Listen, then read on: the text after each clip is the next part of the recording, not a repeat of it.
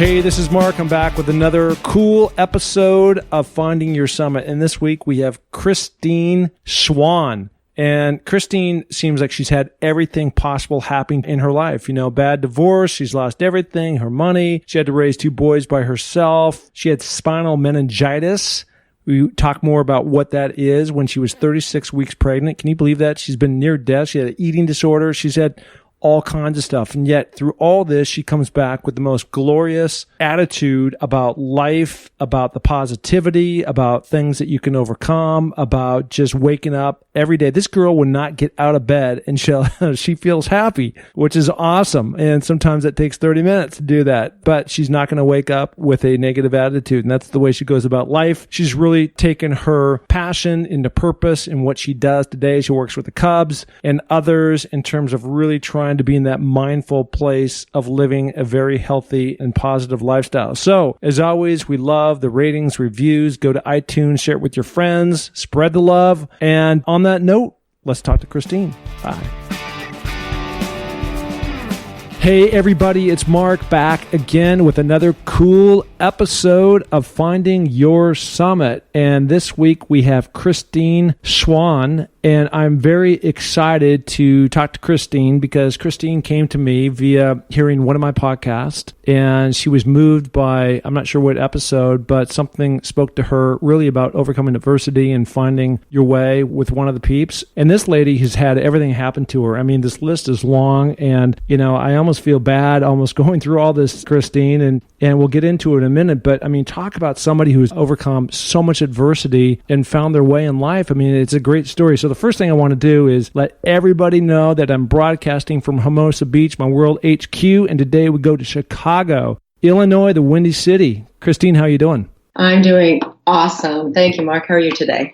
Well, I'm fantastic. And, you know, I always get inspired by people like yourself who have really, you know, gone to the wall. You know, I've had my share of issues and I've been faced with just a lot of like hardcore decisions, but I haven't experienced the type of things that you have gone through. And so I just, you know, I really want to kind of go through some of these different things. But let's start off with kind of going back to where you grew up. I was born in Chicago, but grew up and raised in Phoenix, Arizona. Awesome. And so how much time did you go back and forth, or why were you going back and forth? Well, actually, I haven't been back and forth. So I'm in Chicago right now, and I've been here since I've been doing the yoga coaching and mental skills with some of the players with the Chicago Cubs. I've been here last season, 2016, and now this season, 2017, but I'll end up back in Arizona. So really, all I was raised was around the Arizona, Phoenix area. Okay, got it. So I'm going to list a bunch of these things that you've been through, and then, you know, we'll kind of figure out which ones we want to go after and figure out what you did about it. And I'm glad, it sounds like you've got a sense of humor about this because, you know, they're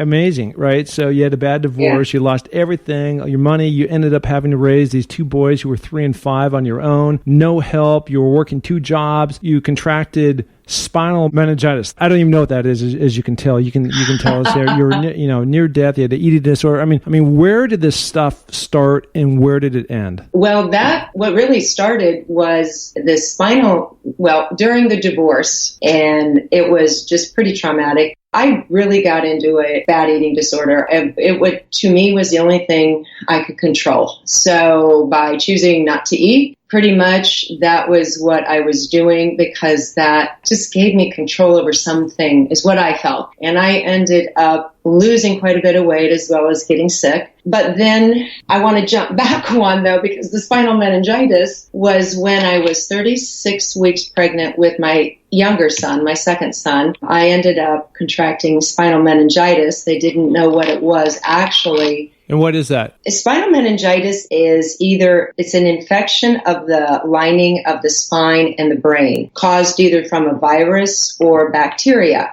If it's from a virus, they really can't treat it. And there's about a 50% I would say, fatality rate. If it's bacterial, then they can treat it with antibiotics. And still of that, then there's like, I would say 25% to 30%, don't quote me, fatality rate. And if you survive, then there could be neurological damage. So here I was, 36 weeks pregnant, could not open my eyes, could not move, excruciating migraine, and they took me to the hospital, and they didn't know what it was. They thought it was spinal meningitis. What spinal tap came out not positive, not negative. So they ended up putting me on antibiotics, but I ended up because I was pregnant, they put me in isolation over on the neurological ward, and I don't remember anything for 10 days. And during that time, though, I do remember once they brought me into the hospital, there was a point where the pain got so excruciating, and at that point I couldn't see, move. I just remember feeling this overwhelming sense of peace and all of a sudden no pain. And that was my near-death experience. One of the things, again, on that list, that for me, I went to this place, amazing place, that was just peace. It was dark. There was a light there. And it was just really incredible, Mark. And what happened as I was in there, I was remembering my... No, sorry, are you talking about a physical place, or are you talking about more about like a spiritual place? Absolutely a spiritual place. I mean, I don't know where I was. All I knew was it was all dark with a light somewhere, and I was not in pain. And it was just this feeling, and I just wanted to stay there. And then there was a memory that came up of my 22-month-old son, and a memory then of I'm pregnant, and who's going to take care of my baby? I can't be here. And there was conscious awareness. And in the moment I said, I can't be here, I need to be with my baby, the pain came back. Again, I'm still not able to see, but I just remember the intense, excruciating pain that you really don't want to be around with. And then from that point on, honestly, I don't remember much. I think it was 10 days later, the doctor came in, my doctor, my gynecologist, and said, baby's heart rate's dropping. We have to take this baby. We cannot give you an epidural. We cannot do a C-section because you can't do anything with the spine, or that infection will go throughout the entire body. So you have to give birth to this baby normally. And we're going to try one little gel, get it going, see if it happens, see if it kicks you into labor. How many weeks pregnant were you? Well, by that point, I was 37 weeks pregnant. My gosh. Yeah, oh my gosh. Yeah. So it worked. I did go into labor naturally. And again, I could not see. I just remember hearing the words push, and you have 2 children, so you understand, and hearing commotion, and then I heard a cry, and that's all I remember for another 3 days. And then I remember coming out of whatever I was in and having eyesight and being able to open my eyes and move just a little bit. And so it was 3 days later that I got to see him, and he was healthy. That was the one thing. They'd never, had a almost full-term pregnant woman give birth while she has spinal meningitis, let alone what's the baby going to do. So he is perfectly normal. He's amazing. Both my boys are, but that took a toll. My hearing was off for quite a while, but I retained that, and I just ended up gaining my strength back and you'll get this, he was 8.5 pounds. So to carry this after spinal meningitis, I could barely hold him. It was just, I had no strength left. So I just worked myself back into physical health as best I could to be able to, take care of the 2 kids at that point. So I wasn't divorced yet. Were you still married? I was, yes. Yeah. Okay, so you at least have support at that point in time of the game, right? Yes, I did have support at that time, yes. Mm-hmm. So now how do you pull out of this meningitis that you have? What I ended up doing, I had been an aerobic instructor when I was 18, so when I was in college. So I'd been an aerobic instructor up until the time, as well as a speech therapist. So I did I got through school, did my speech therapy, was working, my first son was born, and then I stayed home with him. But I kept up my own personal, I wasn't teaching, but I was working out. So I got back to just doing Jane Fonda videos on the floor with the boys, just trying to get back and gain strength every day.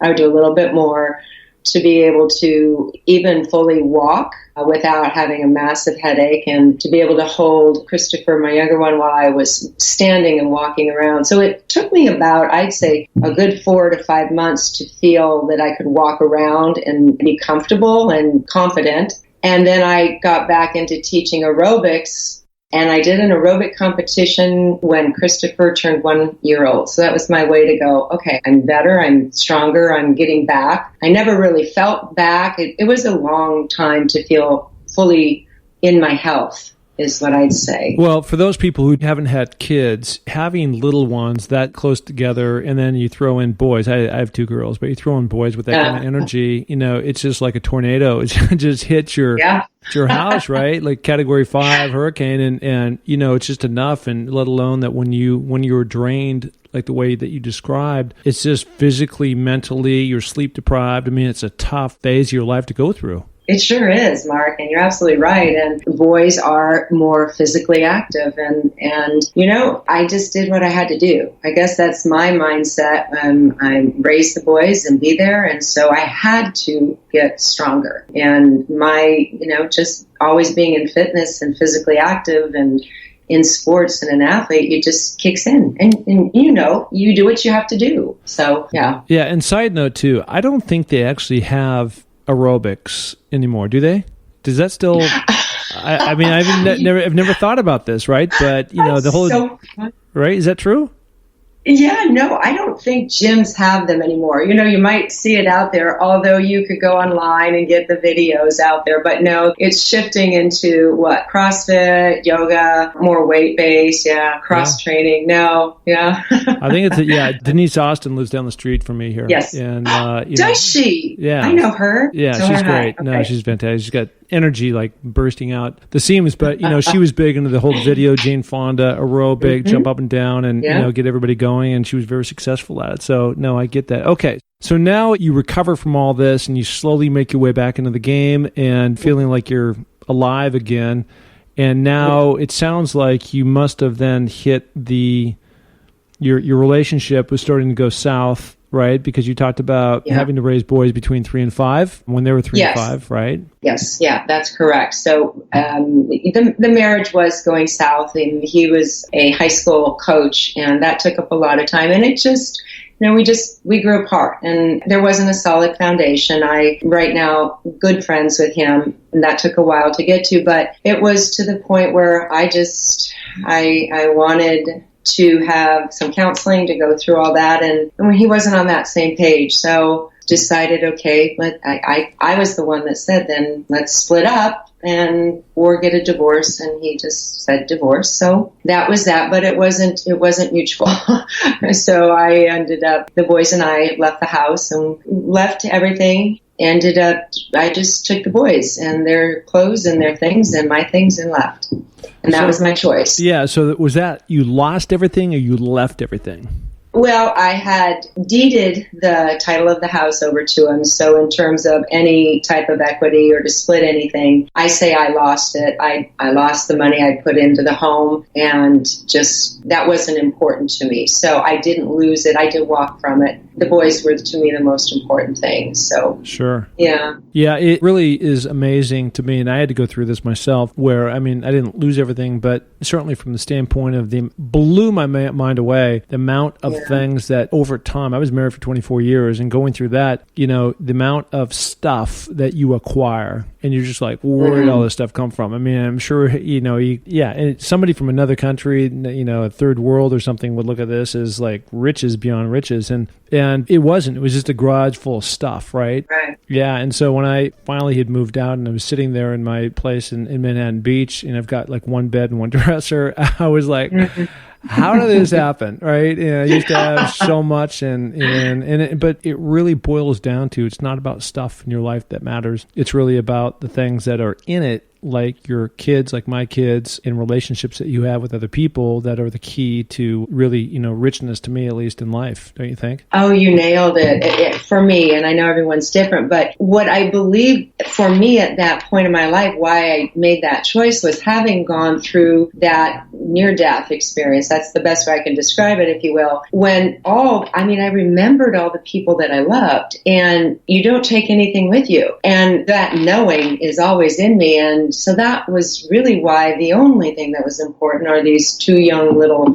souls that I have and want to take care of. And that was an easy decision. You can always get stuff. And, I took the pictures with me, but I do agree with you. And still, that's my big belief, is that's all that's important in life, is, those you love, loving them and carrying them with you, family, friends, anyone. So now you continue down the path, and you're kind of getting much more determined on the path that you want to go, right? So you end up going to grad school, right? And you're holding down a couple jobs. I do, yeah. I realized that in my profession, I only had my bachelor's to make money and be responsible financially for the boys no matter what. I was going to be the one, so I had to get my master's, and I was working full-time, and the second job was the aerobics, so I would do that after school. But I got accepted probationally, and I took all night classes, as many as I could, and then it came to a point where I'd go one day a week, and then it was like, no, you got to be here full-time. And that was the point where I go, okay, I need the money. So what I did was I entered a fitness. I actually, here's the timeline. There's so many things that went on. I got really sick from the eating disorder. So when I left, that was my only hope. By the way, can I ask you a question on that? Absolutely. Why is it that women have eating disorders and guys don't have eating disorders? Is it body image things? Or because you talked about control earlier, right? For me, I can't speak for anyone else, and I can only, presuppose you as a male, but for me, it is all about control. And to me, it wasn't about the body image at all. It was about, what can I control? I couldn't control, an ex-husband. I couldn't control family or friend. The only thing that I felt I could control was eating. For me, as crazy as it sounds, it was like, okay, I'm going to have a little bit of control over that. And I went through counseling through that, and that was the essence of what they were sharing with me. It's about control. And so I could really look at myself and go, yep, I get it. That's what I was doing it for. It wasn't body image for me. And so I can't speak for any other women, but for during that time in my life. And I don't think, I would guess though, as a male, and you give me your opinion, Mark, that I feel that men have the ability to control more things. Like, I just do, just given how the society was back then. I'm about your age, that the men, you could go out and go get a job easily versus a woman, or it's just different. And I just feel like maybe that might be one of the things, but for women, that's one thing I can't control. Yeah, look, I can give you my opinions, but at the end of the day, maybe you're right, maybe you're wrong in terms of what males, if males, especially white males, have advantages, we probably do. But, I don't ever want to speak on my opinion about, what women have or have not opportunities, or African American, where, they just have, there's been discrimination, and so the same opportunities aren't there, right? That makes sense to me, but, it's just hard to walk in those shoes if you haven't walked in those shoes. I agree. Completely, 100%. You're right. I agree with that. Yeah. Okay, so let's move on. Sorry to interrupt you. I just wanted to ask you that question. But okay, so now the fitness contest. So the fitness contest. So I started lifting weights to gain more strength again, still having not completely gotten up to what I was up to. And I knew the only way I could get one way to get money was to enter some fitness competitions. So there was a $10,000 prize. And I go, okay, great. That'll help me. If I can win that, then I'll be able to quit and do my master's and get that finished. And I entered and I won the Miss Fitness Arizona on my first try, and that got me into the Miss Fitness USA. So I competed and I did pretty well. I was 15 out of the group, but I didn't make the finals. I just missed the finals to get in, but proud of myself, the oldest one and the only one with children. So that was kind of fun for me. I love taking steps and leaps of faith, but I knew then at that point I had to go and quit my job and go, one full semester full time and just, I'll make it. And I did. And, it wasn't easy, but I would do little jobs on the side and teach my aerobics. And I even did a thesis and got through that. So I graduated and finally got my master's. So now I started my own private practice and just kept going forward with raising the boys and trying to financially get myself set. And I've done pretty well.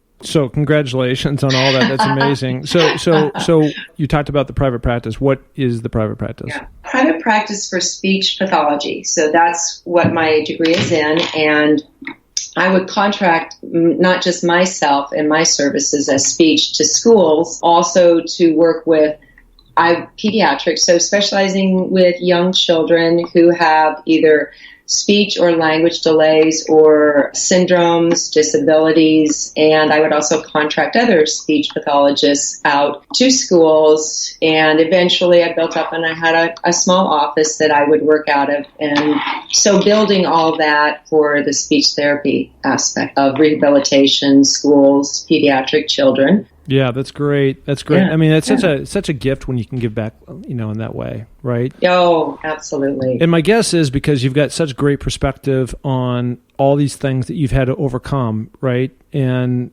some things you could control, other things you couldn't control, and, they keep hitting you in the face, right? And you keep having to get up. Were there any lessons, like, as you reflect back on your life right now, that as you're going through each one of these different deals, I mean, is there kind of now that you can reflect back and life is 2020 and decisions that you made and haven't made, but do you have any like wisdom, or do you see the world differently, or how do you frame that up? Boy, great questions. And I love that you asked the questions, because that's exactly where I am now, that I've learned through all of those adversities, is to look at them at the time now. So I can do it now, but to look back and go, okay, where was the gift? Meaning, what was I supposed to learn?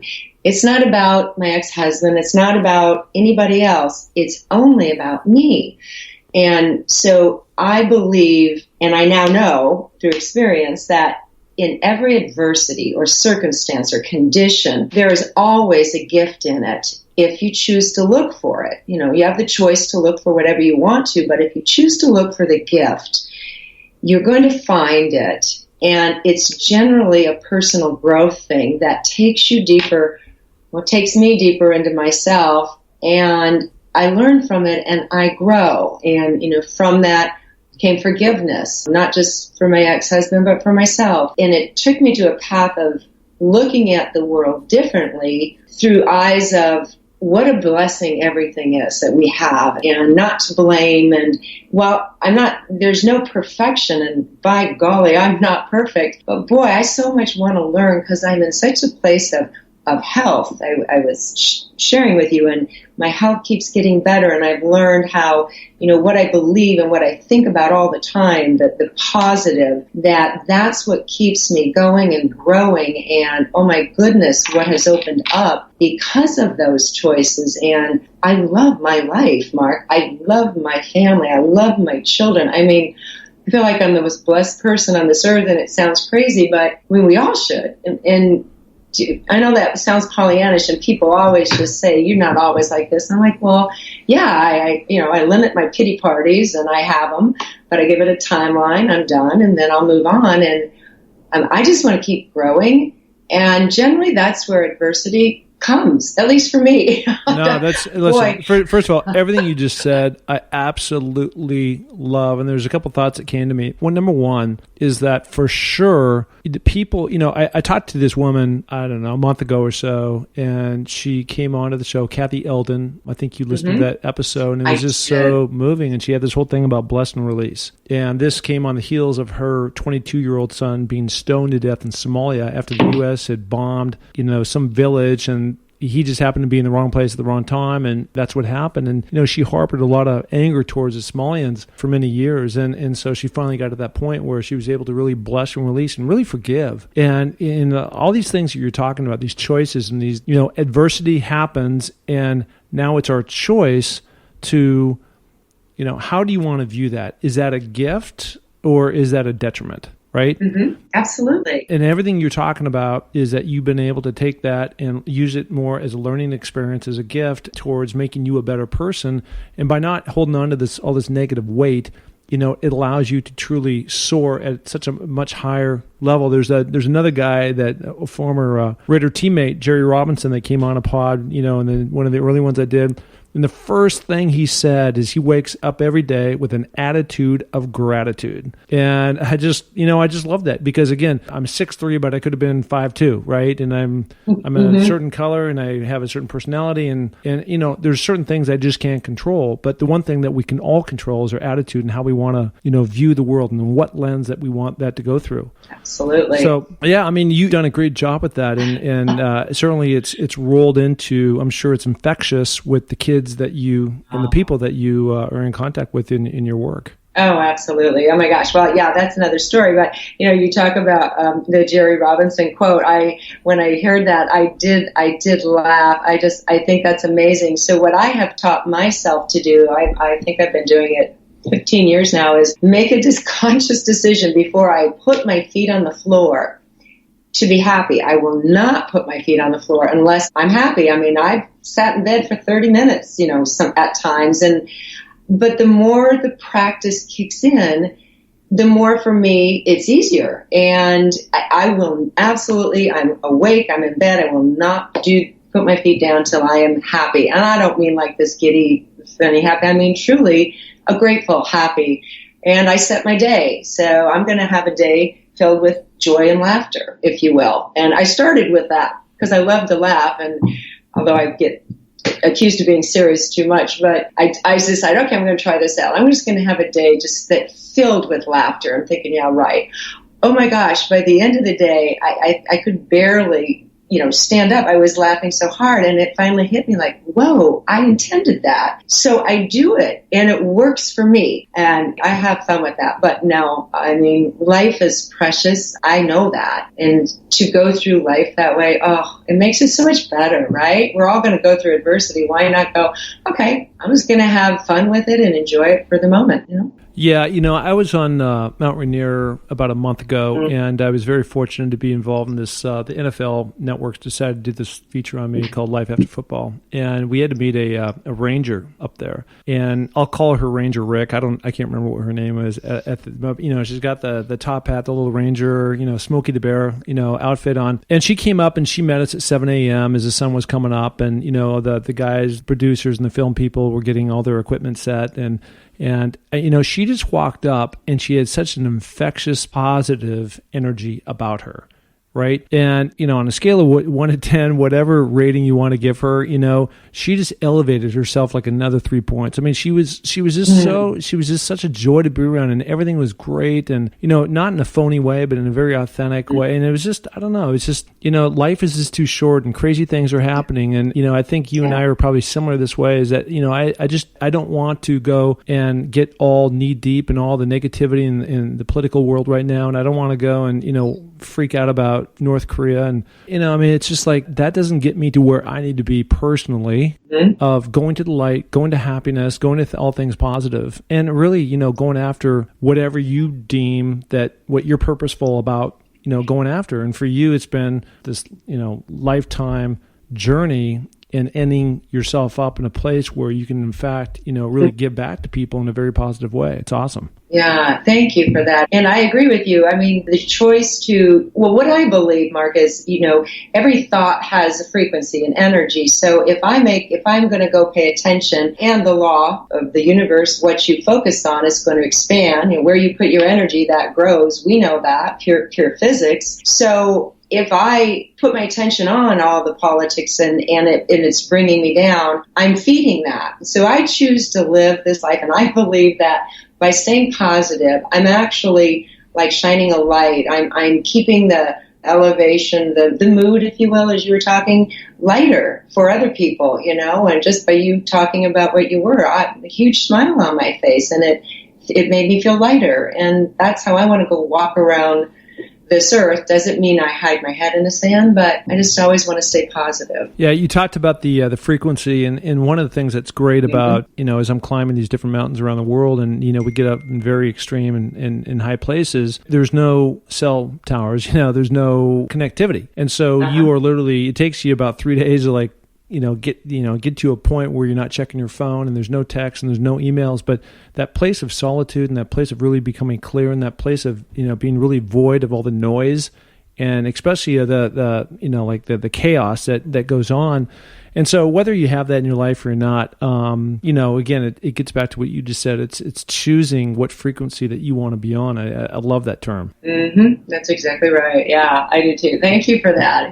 Yeah. I use that in the yoga with the players, like I just to teach them about the energy and that your thoughts. So, hey, if you miss, if you're not hitting real well, or you miss a pitch that you're pitching, you have to understand that your thoughts are going to have a positive or negative effect, however you choose to. So how are you going to handle your energy and your thoughts as you go forward with it? So, yeah, I do use that quite a bit. So are we talking now about you're working with the Cubs? Is that right? Yeah. Yes. So yeah. Tell us what you do with the Cubs. Skipped ahead. I'm working with, in particular, Kyle Hendricks. He's already told everybody that he does yoga. We've been working together since 2016. We do a 4-day on, 1-day off routine. Who is Kyle? Kyle is one of the starting pitchers for the Chicago Cubs, and he was in the running for the Cy Young last year, and he ended up doing extremely well this year too. So yeah, he's a pitcher. Yeah, I just want to frame that up. Okay. Thank you. So anyway, working with him, and then this year in the clubhouse with him, and then working with, actually I ended up getting 19 of the players on the mat at one point or another, and just, through the yoga, teaching them different things mentally, as well as just how the breath works. Let's just focus on the breath, just to give them tools in their toolbox. Every athlete, I think breath is one of the most important things. So that's what I'm doing right now, and love it, love it, love it. So what was that like for you to go through? They won the World Series last year, right? Yes, they did. And that must have just been exhilarating to be a part of that. Oh my gosh, Mark, it was just a dream. Like, pinch yourself, and to be there and at every game. And I would be at every game, and in the clubhouse, down in the dugout, we'd come. Not in the dugout, but in the clubhouse, I would work out and then watch the games. It was, what a ride. But can I tell you this? It wasn't just about baseball for Chicago, the Cubs, to win that World Series again in 108 years. It was bringing together of families. Oh my gosh, I'll get tears. If you were here, it was incredible. The entire city came alive, and people wrote all about their family members on chalk on the outside of the red brick walls of Wrigley Field. And the Cubs actually subsequently took professional pictures, and it's up in the bleachers and in the clubhouse. And when the parade happened, I got to be in the parade and just looking at 5+ million people, and all they were saying was thank you to these players. Like, you brought back memories of my grandpa, and we used to watch the games, and you would see videos, people would come up to the guys and just say thank you, you don't know what you did, and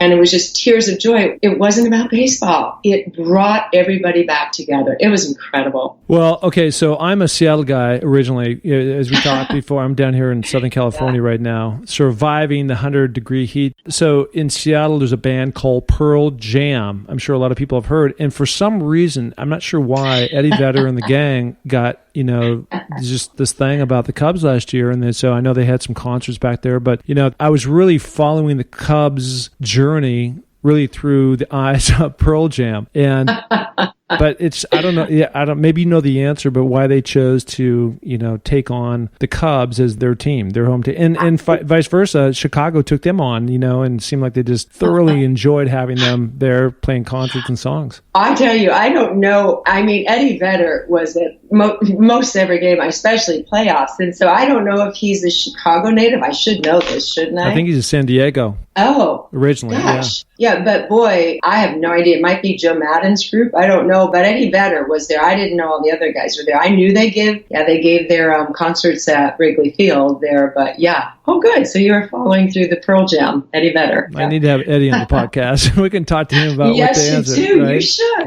You should. Yeah. Oh, that's great. So, okay, gosh, I mean, again, the name of this podcast is called Finding Your Summit, and it certainly sounds like you have done that in spades, and having overcome so many of these different things that you've gone through, and here you are, you're standing on top of your mountain, your summit, and really feeling purposeful with passion about the things you're doing in the world, and just a lot of joy and happiness that you spread. Thank you very much. Yeah, I love where I'm at. And, looking back, every single adversity, I wouldn't change a thing. There are no regrets, lessons learned and just growth going forward. And I really appreciate that. I'm just blessed always. So where can people find you? People can go Instagram. What is it? Christine.Schwan. Is that at Christine.Schwan? I'm not real good on this. And I do have a website, but don't go to it because I think it's out. But my email and or Facebook at Christine Schwan, and they could check in with me there. And cschwan1 at Gmail. I'll give that out because I like to answer. I like, people who go through, male, female, through adversity. I just love to give hope and say never give up. Oh my goodness. There's such a strong message with all that, and it's just great to encourage. I mean, I now get various people sending me different notes, and I mean, it's just, you don't think that you're making a difference, and then somebody like you, sends me an email and says, hey, keep it up, keep going, and it's just like, maybe what I'm doing actually matters. It's great. I know. It is. Please keep it up because you don't know, Mark. And if anything, I've learned that you just have to, when you follow your passion and it's leading you, you know that you're doing what you should be doing. And so keep it up. Man, don't stop. Love it. Okay. Love it. Yeah. It's just awesome. From purpose to passion, it all works. Right. So it does. Yeah. So Christine, thank you so much for being on the pod. You're great. You are uplifting, and I can't wait to share this with the world. Thank you, Mark, for even inviting me on. It was a pleasure.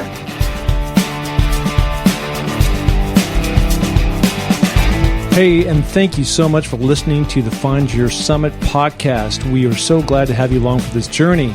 And if you enjoy the show, please tell a friend, share it on iTunes, spread it to the planet. We're looking to broadcast this to every person that is out there because, as you know, everybody has their own summit that they're going after.